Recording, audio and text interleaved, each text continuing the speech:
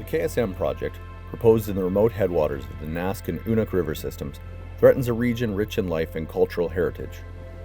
These rivers are vital habitats for salmon, trout, and wildlife, and support the livelihoods of local communities. The Nass River, known as the River of Abundance, is one of Canada's most important wild salmon producing rivers. It sustains significant commercial, recreational, and First Nation food fisheries, and feeds countless wildlife, including grizzly bears and moose. If built, KSM would be one of the largest open pit mines in the world, processing up to 195,000 tons of ore every day and generating over 2 billion tons of toxic tailings waste over the life of the mine, enough to fill 600,000 Olympic swimming pools. Tailings would be stored in a massive 8-kilometer by 2-kilometer tailings lake, with only earthen dams separating the poisonous waste and water from critical fish habitats in the Nass watershed. Despite a 52-year project life, these harmful tailings would require monitoring and upkeep in perpetuity to prevent dam failure. Streams and rivers directly downstream of the proposed tailings dams support on average 25% of Nass steelhead, 17% of Nass coho, and 8% of Nass chinook. The dams, which would be the largest of their kind in Canada, pose catastrophic risks to these fish populations.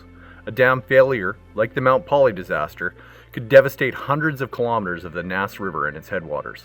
Metals released during mining operations can be toxic to fish, reducing their ability to find food, avoid predation, grow, and reproduce, and ultimately risking long-term harm to these populations and their ecosystems. The mine will release wastewater elevated in selenium, an element that can be extremely poisonous to fish, into the Unik watershed, which supports Chinook salmon, known stocks of concern.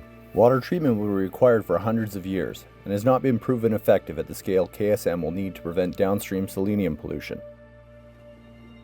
Though KSM's owners say the mine will produce copper for renewable energy, they recently changed the mine's focal product to gold, a luxury metal that has no role in the fight against climate change. They also changed the mine design to be more destructive open pit mining instead of underground mining methods.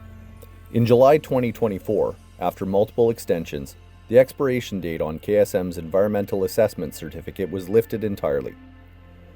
KSM's environmental approvals are already over 10 years old and don't account for new legislation, recent changes to the mine plan, or new information gained in the last decade about tailings risks and climate change impacts to salmon habitat. As the project is currently designed, the risks to fish, wildlife, and communities are too great. This project endangers some of the last untouched wild places in North America. KSM must be reassessed based on current science and redesigned to focus on critical minerals and reduce tailings and water pollution risks. SkeenaWild Conservation Trust has filed a judicial review challenging BC's decision that KSM has been substantially started. This legal action argues that BC unreasonably found the KSM mine substantially started, given the minimal physical works completed by the proponent, and that the mine's environmental assessment relies on outdated science and fails to account for modern environmental laws and climate risks. Our goal is simple: to ensure the KSM project is reassessed using current information and held to today's higher environmental standards, so we can better protect salmon, water, wildlife, and communities from unnecessary risk. Learn more about our legal challenge and how you can help defend salmon and rivers.